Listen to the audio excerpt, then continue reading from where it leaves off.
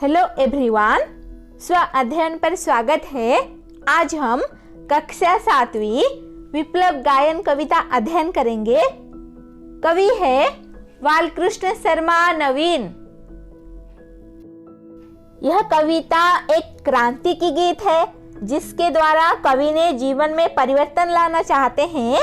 उन्हें लगता है कि संघर्ष करके समाज बदला जा सकता है। इसमें जड़ता के विरुद्ध विकास और गतिशीलता की बात कही गई है।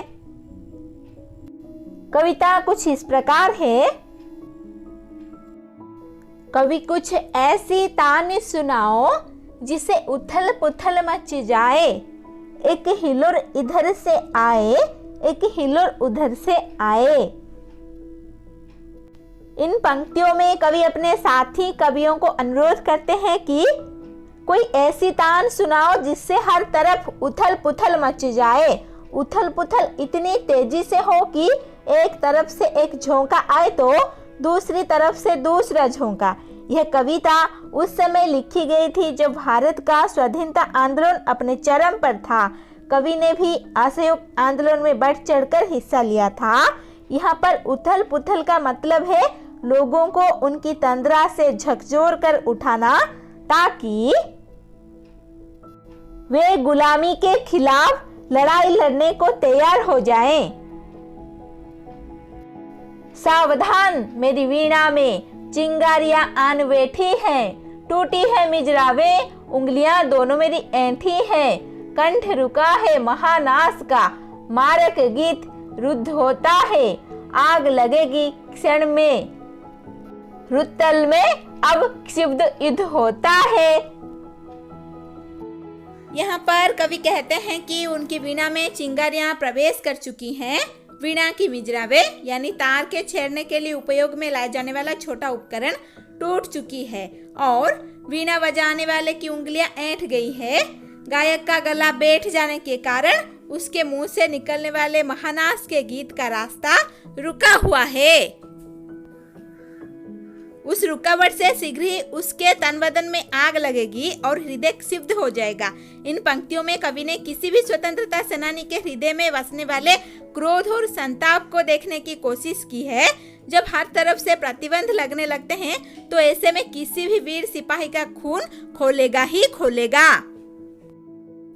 झाड़ और झाखंड दग्ध है, इस ज्वलंत गायन के स्वर से रुद्ध गीत की क्रुद्ध तान है निकली मेरे अंतरतर से। कण कण में है व्याप्त वही स्वर, रोम रोम गाता है वह ध्वनि, वही तान गाती रहती है कालकूट फणी की चिंतामणि। इन पंक्तियों में कवि बताते हैं कि सारे बंधनों को तोड़कर जब गाने वाले के स्वर फूटते हैं तो उससे जो अग्नि निकलती है उससे हर तरफ आग लग जाती है।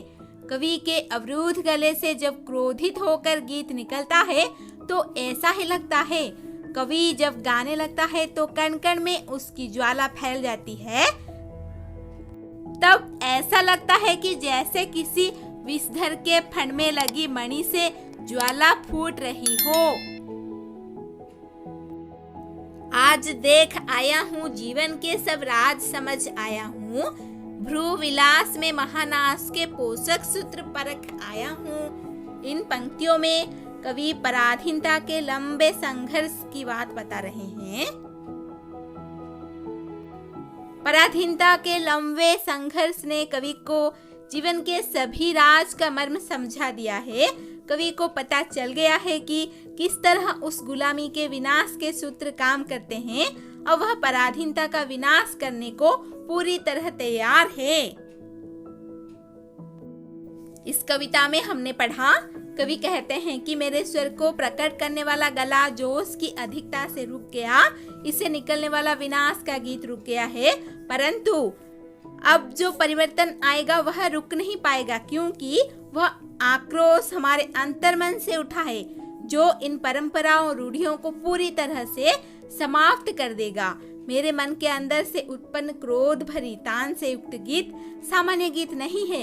यह तान विकास और प्रगतिशीलता की राह में आने वाले सभी रुकावटों को जलाकर नष्ट कर देगा। कवि ने यह भी बताया है कि उनकी वाणी के कण-कण में जोश का स्वर भरा हुआ है। उसकी ध्वनि से बदलाव की तान ही उत्पन्न होती रहती है। जैसे जहर कालकूट को धारण करने वाले नाग के सिर पर चिंतामणि शोभा देती है, वैसे ही परिवर्तन लाने वाले का जोश मुझ में शोभा दे रहा है। मैंने जीवन के सभी रहस्यों को समझ लिया है और यह भी समझ चुका हूँ कि समाज में परिवर्तन कैसे लाया जा सकता है। मैंने मृत्यु और विनाश की भ्रिकुटियों में छिपे हुए पोषक सूत्रों को अच्छी तरह से समझ लिया है। मुझे पता है कि विचारों के परिवर्तन से ही महानाश होता है, उसके बाद ही समाज का नवनिर्माण संभव होगा। शब्दार्थ हिलोर यानी लहर और मिजराव यानी वीणा या सितार के बजाने के लिए उंगली पर लगाए जाने वाला तार। आन का अर्थ आकर, कंठ का अर्थ गला और महानाश यानी पूर्ण विनाश। मारक गीत यानी विनाश का गीत। क्षण यानी पल। दग्ध यानी जल उठना। ज्वलंत यानी जला देने वाले। क्रुद्ध यानी क्रोध से भरी। अंतर्मन यानी हृदय के भीतर से। व्याप्त यानी विद्यमान। कालकूट यानी भयंकर जहर और फणी का अर्थ नाग और राज का अर्थ रहस्य। भ्रू यानी भ्रुकुटियां। पोषक सूत्र यानी पालन करने वाले आधार। परख अर्थ जांच। धन्यवाद। ऐसे ही वीडियोस देखने के लिए चैनल को सब्सक्राइब कीजिए और नोटिफिकेशन पाने के लिए बेल आइकन को दबा दीजिए।